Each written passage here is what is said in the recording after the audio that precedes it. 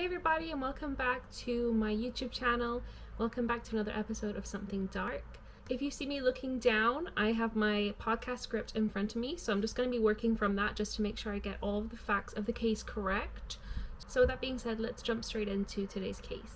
On the evening of February 9th, 2004, a minor car accident turned into a decades-long mystery that has baffled the police, captivated the internet, and left a family heartbroken. Today we're going to be discussing the case of Maura Murray, who seemingly disappeared into thin air. To learn more about Maura and the events leading up to her disappearance, we're going to go back in time. Maura Murray was born on May 4th, 1982 in Hanson, Massachusetts, the fourth child of Fred and Laura Murray. She had an older brother, Fred, two older sisters, Kathleen and Julie, and a younger brother, Kurt.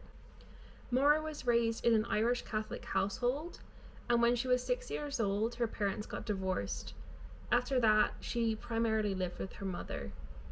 In high school, she was a track star, but she was also smart and academically talented. She went on to study chemical engineering in the U.S. Military Academy at West Point. She later transferred to the University of Massachusetts, where she switched her major to nursing. Maura's life was not trouble-free, however. She had gotten herself into a bit of trouble in 2003 when she was arrested in Amherst for improperly using a credit card for under $250. She had used the credit card, which was stolen, at various restaurants and stores in the town.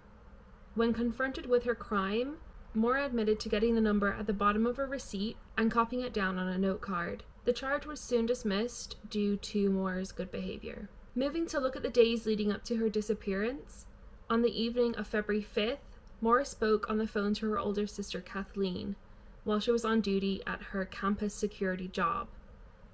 They discussed Kathleen's relationship problems with her fiancé, and at around 10:30 p.m., while still on her shift, Maura reportedly broke down in tears. When her supervisor arrived at the desk, Maura was just completely zoned out with no reaction at all. She was unresponsive. The supervisor escorted Maura back to her dorm at around 2:20 a.m., and when asked what was wrong, Maura said two words: "My sister." The contents of this call remained unknown until October 2017, when Kathleen publicly explained the conversation. Kathleen, a recovering alcoholic, had been discharged from a rehab clinic that evening, and on the way home, her fiancé took her to a liquor store, which caused an emotional breakdown. 2 days later, on Saturday, February 7th, Maura's father, Fred, arrived in Amherst. He told investigators he and Maura went car shopping that afternoon and later went to dinner with a friend of his daughter. Maura dropped off her father at his motel room and then, borrowing his Toyota Corolla, returned to campus to attend a dorm party. She arrived at 10:30 p.m. and at 2:30 a.m. on Sunday, February 8th, she left the party. At 3:30 a.m., en route to her father's motel, she struck a guardrail on Route 9 in Hadley, causing nearly $10,000 worth of damage to her father's car. The responding officer wrote an accident report, but there is no documentation of field sobriety tests being conducted. Maura was driven to her father's motel and stayed in his room for the rest of the morning. At 4:49 a.m., there was a cell phone call placed to her boyfriend from Fred's phone.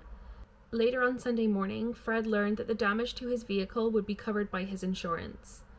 He rented a car, dropped off Maura at university, and departed for Connecticut. At 11:30 that night, Fred called Maura to remind her to obtain accident report forms from the Registry of Motor Vehicles. They agreed to talk again on Monday night to discuss the forms and to fill out the insurance claims via phone. After midnight on Monday, February 9th, Maura used her personal computer to search MapQuest for directions to the Berkshires and Burlington, Vermont. The first reported contact Maura had with anyone on February 9th was at 1 p.m. when she emailed her boyfriend, "I love you more, stud. I got your messages, but honestly, I didn't feel like talking to much of anyone.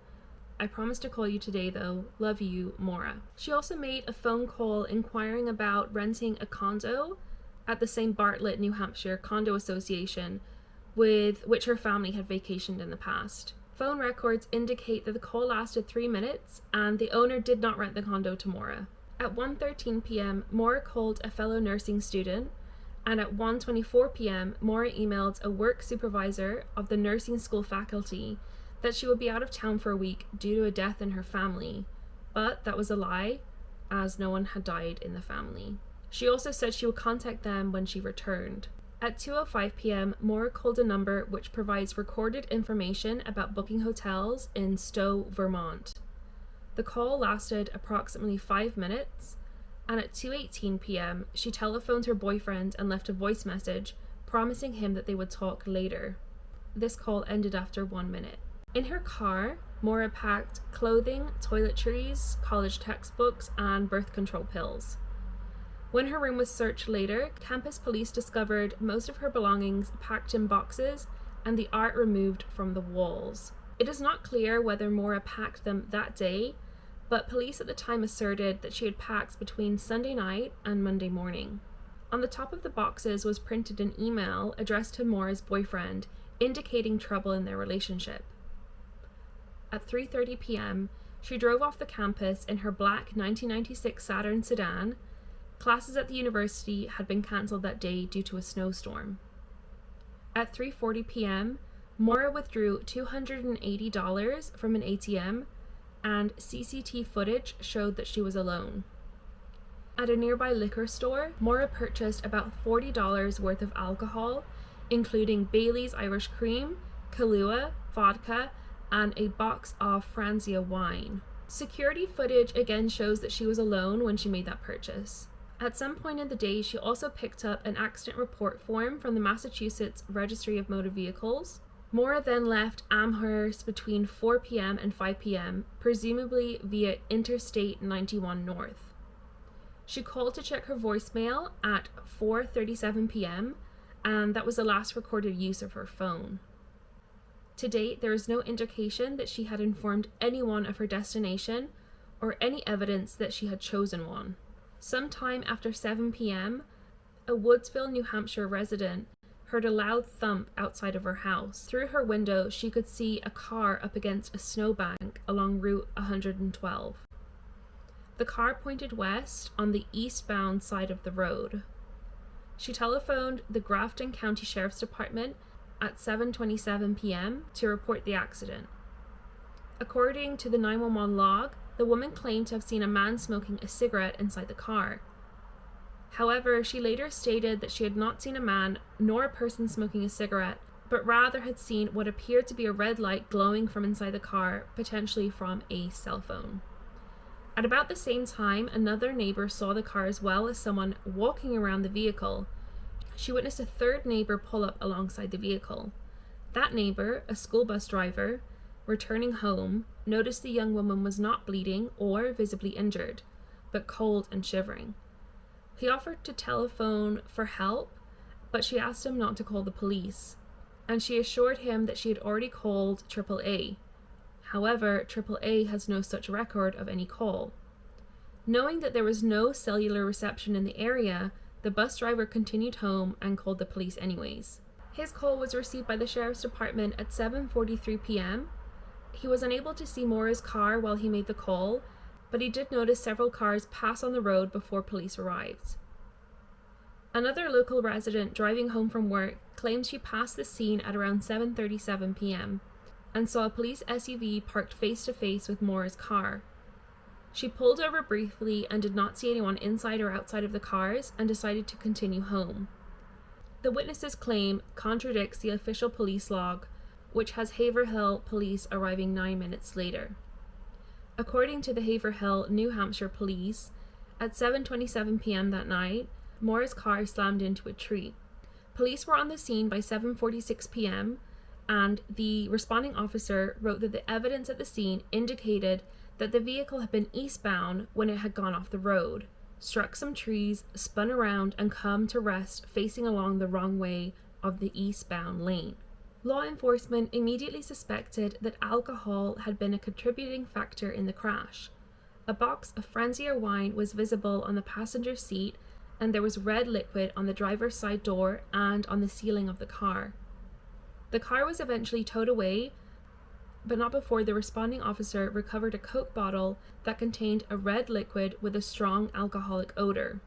In addition, he found a AAA card issued to Maura, blank accident report forms, gloves, compact discs, makeup, diamond jewelry, driving directions to Burlington, Vermont, Maura's favorite stuffed animal, and Not Without a Peril, a book about mountain climbing in the White Mountains. Missing were Maura's debit cards, credit cards, and cell phone, none of which had been located or used since her disappearance. The police later reported that some of the bottles of purchased liquor were also missing. Journalist Joe McGee, writing for the Quincy, Massachusetts Patriot Ledger, summarized the incident. At a hairpin turn, she went off the road, her car hit a tree. At that point, a person came along who was driving a bus. It was a neighbor. He asked her if she needed help. She refused, and about 10 minutes later, police showed up to the scene and Maura Murray was gone. Between 8 and 8:30 p.m., a contractor returning home from Franconia saw a young person moving quickly on foot eastbound along Route 112 and about 4 to 5 miles east of where Maura's vehicle was discovered. He noticed that the young person was wearing jeans, a dark coat, and a light-colored hoodie. He didn't report this to police immediately due to his own confusion of the dates, only discovering 3 months later, when reviewing his work records, that he had spotted the young person the same night that Maura disappeared. The responding officer and the bus driver drove around the area searching for Maura. Just before 8 p.m., EMS and a fire truck arrived to clear the scene. By 8:49 p.m., the car had been towed to a local garage, and at about 9:30 p.m., the responding officer left. Authorities would refer to Maura as simply missing at 12 p.m. the next day, almost 24 hours after the last confirmed sighting of her.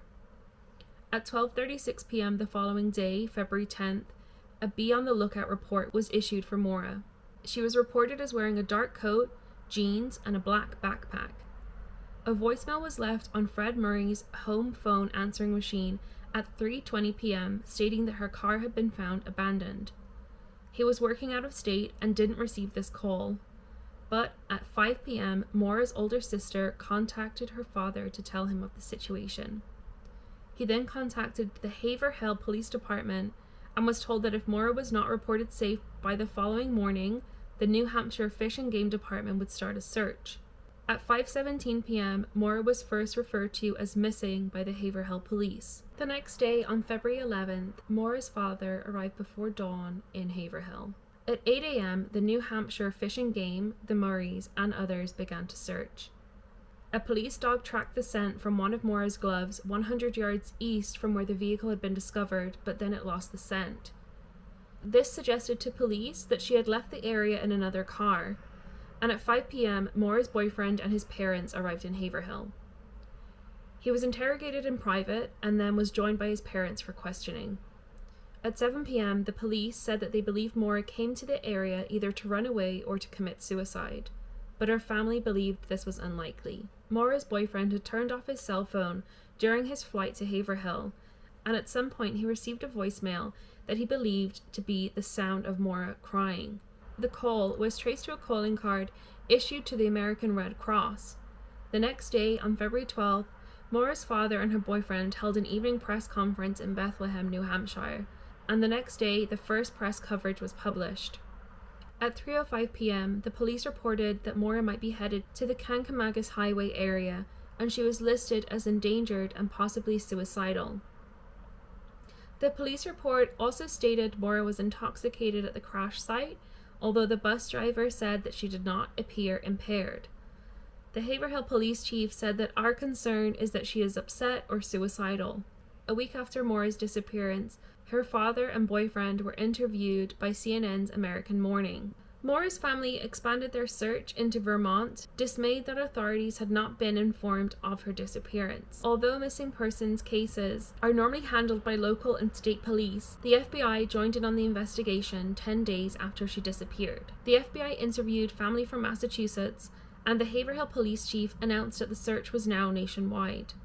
10 days after her disappearance, New Hampshire Fish and Game conducted a second ground and air search using a helicopter with a thermal imaging camera, tracking dogs, and cadaver dogs. The March 2004 disappearance of Brianna Maitland in Montgomery, Vermont, 66 miles away from Maura's last sighting in Woodsville, drew comparisons from media and law enforcement due to the similarities in their disappearances.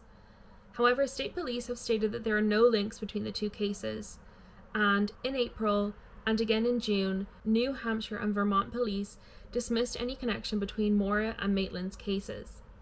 In a press release, they stated they believed Maura was headed for an unknown destination and may have accepted a ride in order to continue to that location, adding that they had discovered no evidence that a crime had been committed.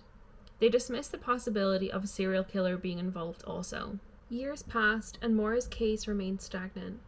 Sporadic searches were still conducted, and police followed up on any new tips that were called in, but nothing brought them any closer to finding Maura. Fred continued to make frequent trips to New Hampshire, looking for anything at all that might indicate what happened to Maura. By the time the 10th anniversary of her disappearance arrived, Fred was beginning to think about his own mortality. At 70 years old, he worried more than ever that he wouldn't learn what happened to Maura before he died. He continued to believe that the case would have been solved years earlier if the state police had only turned the case over to the FBI. He remained angry at police for the way the investigation had been handled, but he also seemed resigned to the fact that he couldn't change the past. In 2018, Fred was able to conduct a volunteer-funded search of a property located close to the Haverhill accident site. It was a place that he had wanted to search for years, but never had the funds to do so. Rumors had been circulating for years that a man living at the house very close to the crash site had been involved in Maura's murder, and had been assisted by extended family members who also lived in the area at that time. Supposedly, they had been having a party, and they drugged Maura before kidnapping her. After getting several tips about the property from locals, Fred believed there might be some truth behind the rumors, and arranged for the places to be searched after the property had changed hands. Volunteer searchers went through the place in December 2018 and filmed everything they did. Fred and all other family members did not attend the search. If evidence was found, they didn't want to be accused of contaminating anything if there ever was a trial.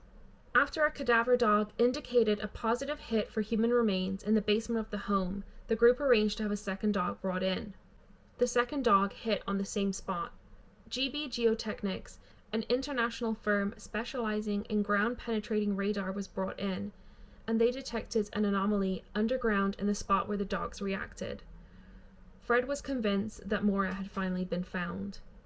New Hampshire state troopers and FBI agents searched the property in question on April 3, 2019. They removed the concrete in the basement and dug several feet down, but found only what appeared to be the remnants of either pottery or old piping. They brought in cadaver dogs, but they found no evidence of human remains. As with all missing persons cases, there are many theories as to what could have happened to Maura, but there are 4 predominant theories. Number 1, she went to the mountains to commit suicide. Number 2, she left to start a new life. Number 3, she died of exposure. And number 4, she was abducted. Most people believe that she was picked up by an opportunistic murderer, but that theory is only based on the fact that the search dogs lost her scent in the middle of the road. Some think that Maura may have been stunned by the crash, ran into the woods to avoid law enforcement, but became disorientated and got lost and died from the elements. After all, it was her second car accident in just 2 days. Others believe she had been contemplating suicide, and the car accident only solidified her resolve. Whatever happened to Maura, it seemed that she wanted to get as far away from the crash site as possible, and as quickly as possible. Rumors concerning the whereabouts of Maura Murray have swirled over the past 16 years, including that someone took the nursing student to a party and drugged her and then buried her in the basement. There is also the theory that someone met up with Maura to take her to Canada so she could start a new life. This theory comes from the investigative journalist James Renner. He does not believe she was met with foul play. If correct, his theory would explain how Maura was able to disappear so quickly after the bus driver came across her wrecked car. Then there is the 112 Dirtbag video on YouTube. On February 8, 2012, 112 Dirtbag uploaded a hair-raising video as an anonymous man laughing maniacally in a dark room. Maura's dad has said in the past that he believes his daughter was kidnapped by some dirtbags, and Maura went missing along the route 112. The person who posted the video has clearly been keeping up to date on the case and modelled his username after those details. The creep in the video has never been identified, but Fred hasn't given up. He said, "This case has to stay alive. That's the only hope that I have. I can't help Maura now. The only thing I can do for Maura is to grab the dirtbag who grabbed her. That's all I can do. I must find her and bring her home." This February 2021, on the 17th anniversary of the disappearance of Maura, her family remain hopeful. "I'm hoping something shakes loose this year," said her older sister Julie. "It's kind of crazy to think it's been 17 years. I've spent more of my life without Maura than with her," said her brother Curtis. "I truly believe someone has a missing piece to this puzzle, and maybe they don't even know it," Julie said. She says they're still working every lead that comes their way. "Some samples that we want to get tested, that's sort of on hold now because of COVID," she said. "At a minimum, we're hoping it will rule some things out." Because of such a huge following in the true crime community, we've been able to keep it at the forefront and keep a shining light on it, Julie said. The family is now petitioning for a historical marker on Route 112 where she disappeared. A group is also suing to get investigators to release 7 photos of Maura's car after the crash. "At this point, I hardly talk to the cold case unit. Doesn't really seem like they're working on anything. I can't stop working on this. My family can't stop. And this community, too, is fired up and proactive," Julie said. A private group will search the woods near the crash scene again this spring, like they do every year. The case involving Maura Murray's disappearance remains an open investigation, the New Hampshire Attorney General's office said in a recent statement, urging anyone with information to contact the New Hampshire State Police. In early 2021, the tree at the site where Maura was last seen, which had been marked with a blue ribbon as a memorial, was cut down by the property owner. On September 14th, 2021, a bone fragment was found on Loon Mountain in Lincoln, New Hampshire, about 60 miles east to southeast of the site of Maura's crash along Route 112. Maura had been to the mountain before and had a knowledge of the area, according to her sister. According to a statement, the bone fragments are pretty small and may take anywhere from 2 to 7 months to identify if it's the remains of Maura or not. The area is currently being investigated as of mid-September, with some Loon Mountain workers being questioned early in the process. It's been more than 17 years since that cold winter night when Maura walked away from her car and vanished into the night.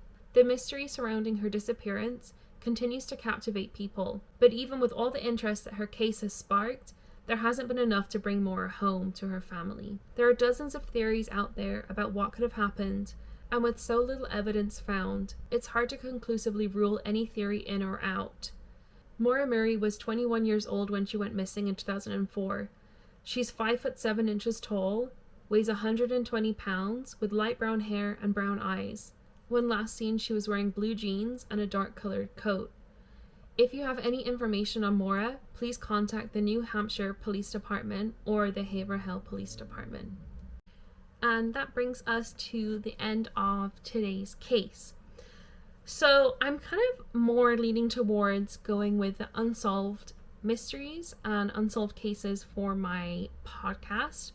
I just feel like with missing cases and missing persons, the whole thing of getting the story out in the public and keeping the cases alive is really, really important to help solve them. So let me know what you think. I know some people don't really like the unsolved cases as they can be a little bit creepy and unsettling, but let me know what you think. If you have any cases that you would like me to cover, please leave them in the comments below. I want to say thank you for watching. Don't forget to subscribe and leave the bell turned on so you're notified whenever I post. And I will see you in my next video.